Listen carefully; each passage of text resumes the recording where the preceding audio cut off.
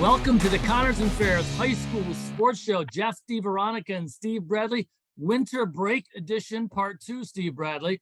And we have in here one of the dynasties of Section 5 sports, Pittsford boys swimming, and they hit my favorite number, Steve, this year, 21. You know, that's my favorite number for reasons we're not going to go into here on the other show. But 21 years in a row, Class A, Section 5 champion, Steve Bradley. And I wrote this before I left the paper. I don't know if we'll ever see a dynasty like this again in Section 5 sports. Well, you got Pittsford girls swimming too, so the whole program's pretty darn good. But yeah, it's just amazing. It's fantastic, and there's a lot of things you can do when you're 21. And the Panthers haven't had to split their aces much. Look at you! You knew right where I was going. I led you right there. So joining us on the call is, I believe he's in his 10th or 11th year, Rick Schmitt as the head coach. Rick, is it 11 years? 10. 10th as a head coach. I much prefer 11. When I'm dealt 2 cards, I like 11. So we're going to stick with that.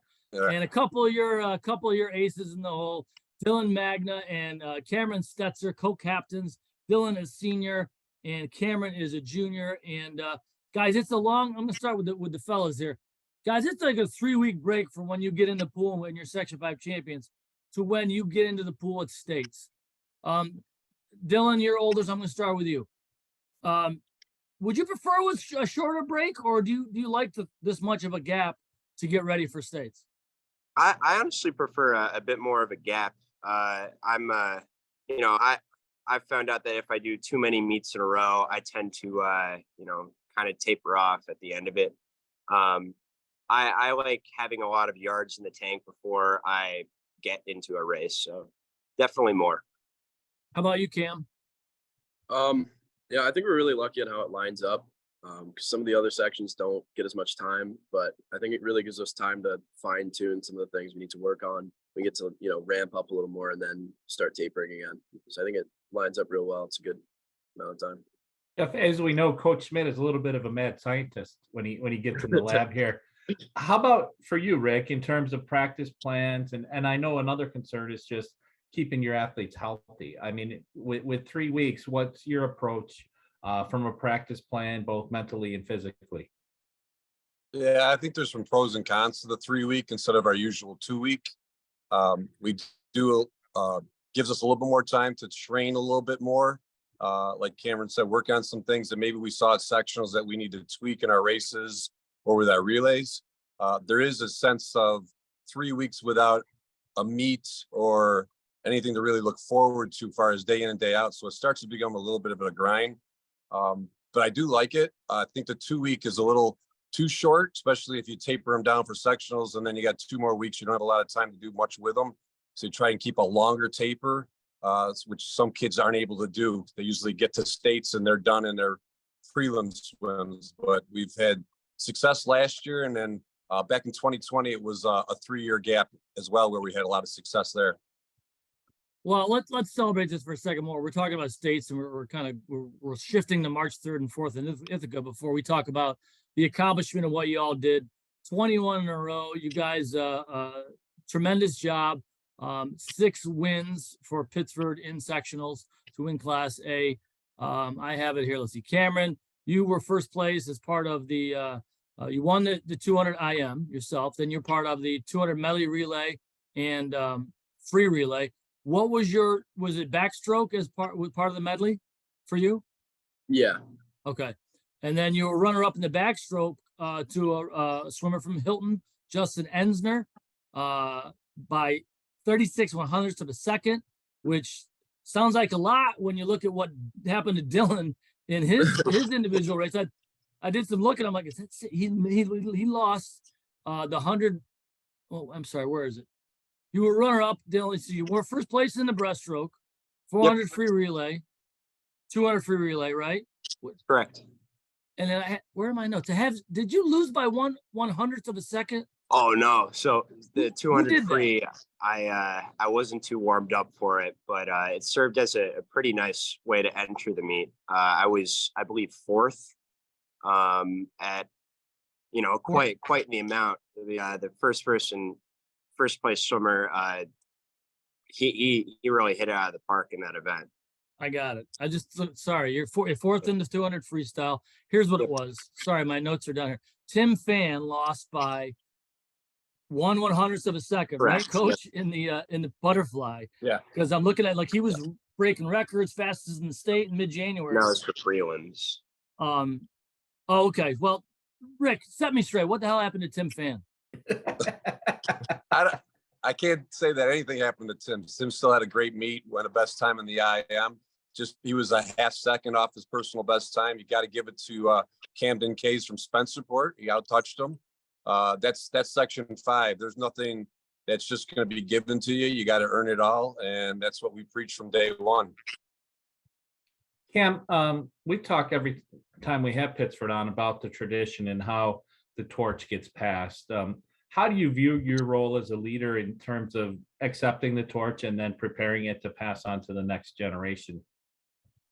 Well, I'm one of the younger captains. You got another year. Yeah, no, I have another year. It was good to get into a captain role this year so I can be more prepared for next year. And just kind of working on teaching the younger kids how to really work hard and focus in. I'm wondering if that's by design for Coach. Do you like having a junior coming back that'll be a captain as a senior, or is it sometimes just all seniors, Coach? Or is that by design so you have the continuation? I will say it's a rarity that we have juniors as captains in the program. We only had about 4 seniors this year. When a couple kids don't train all the time out of season, you look for good leadership, and there's juniors that can lead by example. And then they learn from the seniors how to lead verbally and carry on that culture and tradition that we have. So I think we're setting ourselves up for a good next year by doing that. Rick, 21 is a big number, as Jeff mentioned. And sometimes we think that maybe people think it comes easy because of the name on the cap, that it's Pittsford, it's going to happen. But what kind of challenges and things did this team overcome this season to get to this place? Personally, I think we're immature in some ways to start in November.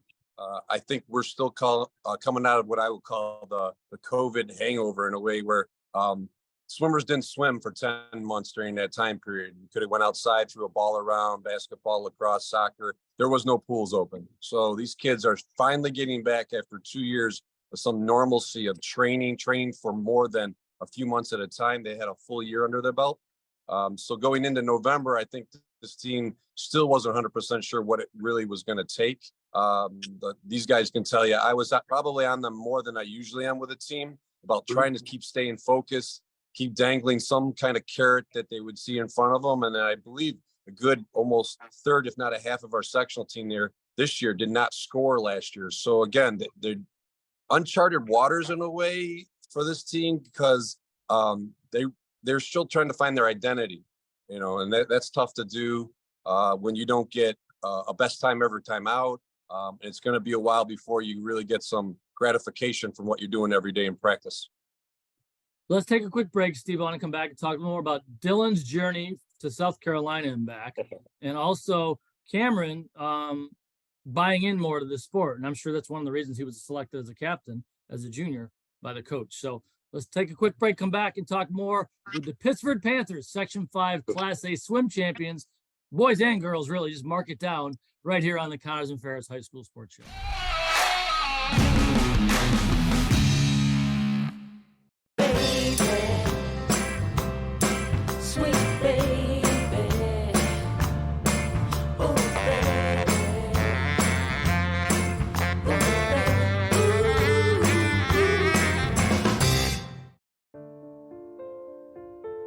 The best 3 things here at McQuaid are definitely the sports, the brotherhood, and the service to community. I think that's a really big, important thing that McQuaid stresses, which is part of creating a better and great man. You definitely feel a connection with your fellow students here. It's being all guy school. You're able to relate to each other on a personal level, and everyone's very welcoming here with open arms and willing to be your friend.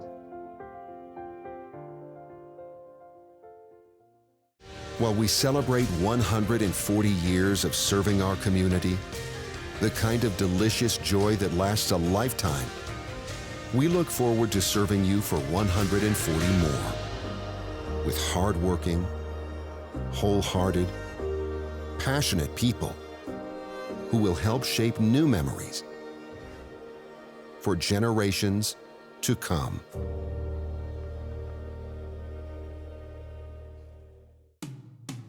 You don't choose to get hurt at work, but you can choose the workers' comp attorneys at Connors and Ferris to fight for your money and medical benefits you deserve. With over 20 years of industry experience, we will give your case our undivided attention so that you and your family can focus on your recovery. So call Connors and Ferris, the workers' comp attorneys dedicated to fighting for injured workers' rights. Connors and Ferris, your workers' comp attorneys. Have you visited Roberts Wesleyan University yet? We were voted the Rochester Business Journal Best Undergraduate Program in 2022 by their readers. At Roberts, you'll find an academically inspiring environment led by supportive, high-quality professors. Discovery Days are scheduled for January 16th, February 20th, March 8th, and April 14th. Schedule a virtual visit or an individual visit. Our Saturday visits are February 11th, March 4th, and April 1st.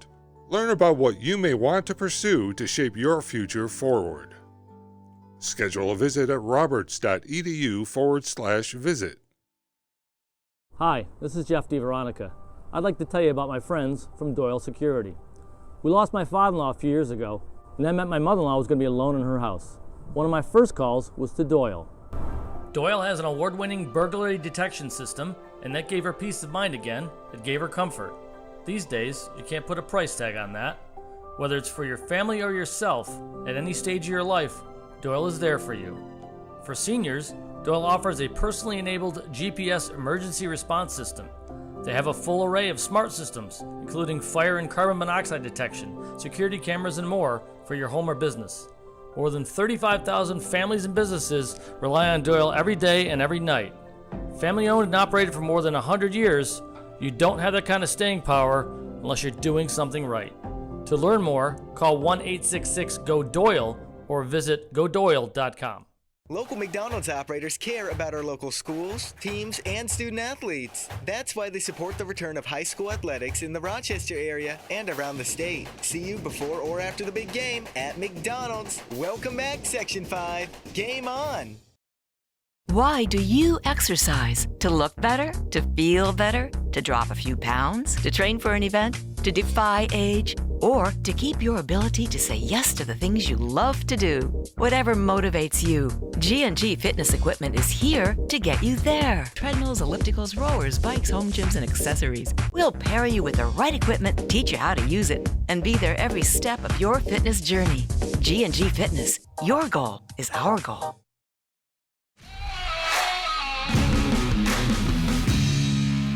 Welcome back to the Connors and Ferris High School Sports Show. Jeff DiVeronica and Steve Bradley. Hope you're enjoying your winter recess, winter break, whatever you want to call it. We know the guys on the screen here are working real hard to get ready for state swimming championships March 3rd and 4th in Ithaca. And joining us, Pittsford Swimming, we have on senior Dylan Magda and junior Cameron Stetzer, co-captains for the Panthers, of course, with Coach Rick Schmitt. Rick, let me start with you. More than a year ago, probably 14 months ago, this program had its dual meet winning streak snapped at 90 meets. A lot of these guys were on that team, and you guys went on, and last year was triumphant to win sectionals. But how much of a wake-up call was that for these guys? And do you ever have to harken back to that moment and say, guys, you want the streak broken again? Or do you just kind of leave that in the past? I think it was a great thing for the guys on the team at the time, the guys that are still in the program. We don't focus so much on winning as we do times and trying to better ourselves every day in practice.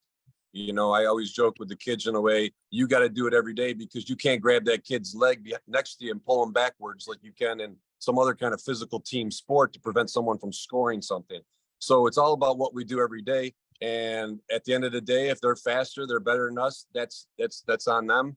And we need to do better and keep trying to achieve. But I think it's not something that we look back on and say, oh, poor us, or what did we do wrong? It was Canandaigua did everything right.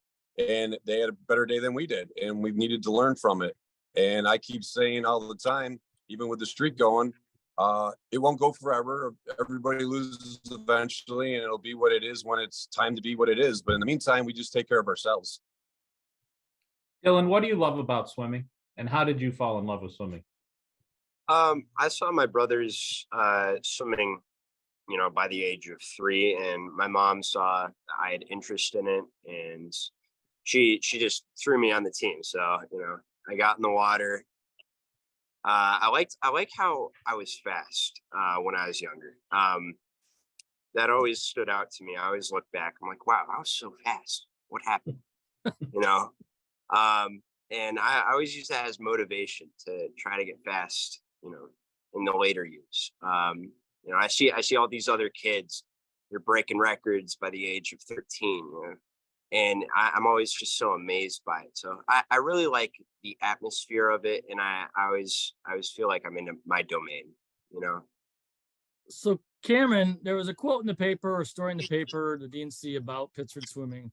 And I think it was Coach that mentioned that you really bought in the last couple of years where maybe that wasn't the case. Tell us a little more about that.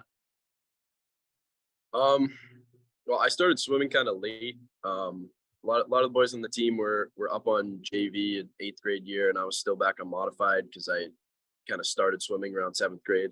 And then I started club swimming probably 9th grade and really started to do it year round this year.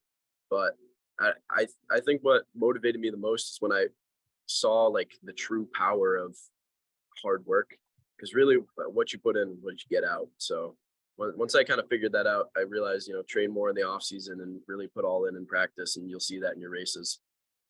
Rick, how rare is it for somebody to start swimming in 7th grade and become a Section 5 champion by their junior year? I'm not sure. Sorry. For Coach. Sorry. Coach he's been doing this a little longer. Rick, is that rare? I wouldn't say it's rare. I think because of the grind of swimming and the, not be able to, get that feedback instantly. A lot of kids start out at a young age, learn how to swim, get into it, and fizzle out by the time they're 13, 14, or even 15, because they just had enough of it, especially if they're year-round swimmers. While sometimes kids come out of nowhere, 7th, 8th grade, they know how to swim, they're decent swimmers. Now with the club coaching and working on stuff, they take it in. They're not as, I would call, burned out in a way of the monotonous grind of day in, day out. I mean, I make jokes that swimmers are just rats in a cage going back and forth every day. You got to find a way to stay motivated. And if you're not getting it in the times, and you're only going to get like 3 meets a year where you go a best time. So it's not a lot that you can fall back on and say, oh, I'm doing everything right every week. It's sometimes you don't get a best time for 6 months, and it takes a lot mentally to push yourself every day in practice. Coach Keating always says, I can't hold your head underwater. I can't do other things. You've got to do it in the end. So it's a lot, but it's not unusual. But usually it takes a lot of years of practice to get to where these kids get.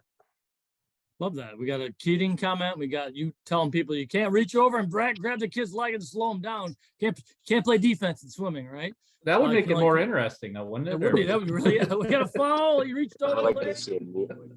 So Steve, Dylan actually has a pretty cool story in that he started swimming varsity as a 7th grader, but he spent a couple years in South Carolina, and now he's back as a senior. So Dylan, can you take us through that? What was that like? And tell us a little about life in South Carolina versus Pittsford swimming. So I initially moved down due to schooling. When COVID happened, a lot of it was virtual, and I felt like I wasn't learning much. I can tell you stories. I'd get hundreds for not doing anything. And, down in South Carolina, they didn't really have those rules. So, it was in-person school. We did wear masks for a little bit, but we took them off.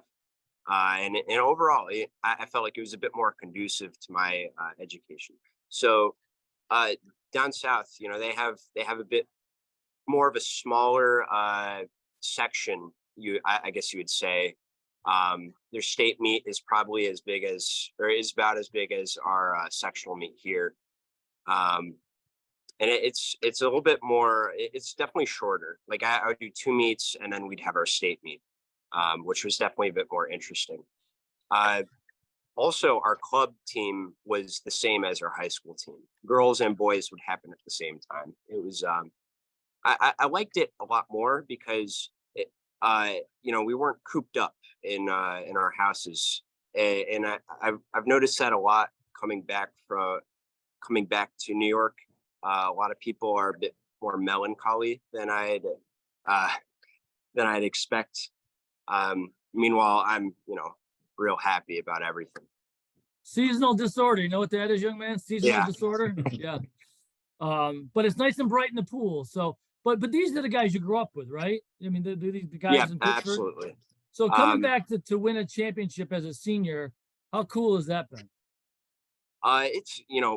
It's been a little bit odd because I didn't have the 2 middle years here. So I had a lot of friends down south. I just ditched them, and I gotta come back here and re-meet everybody. So being a senior, being an upperclassman is definitely been a little odd. I'm definitely a little bit more childish than I'd like to say.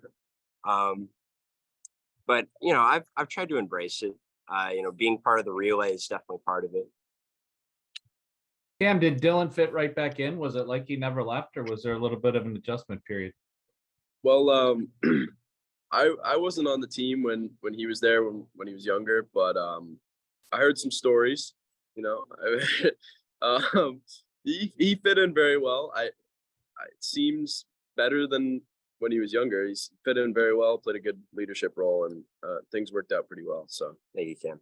Yeah. Before we wrap, I want to make sure I mention this. 2 points.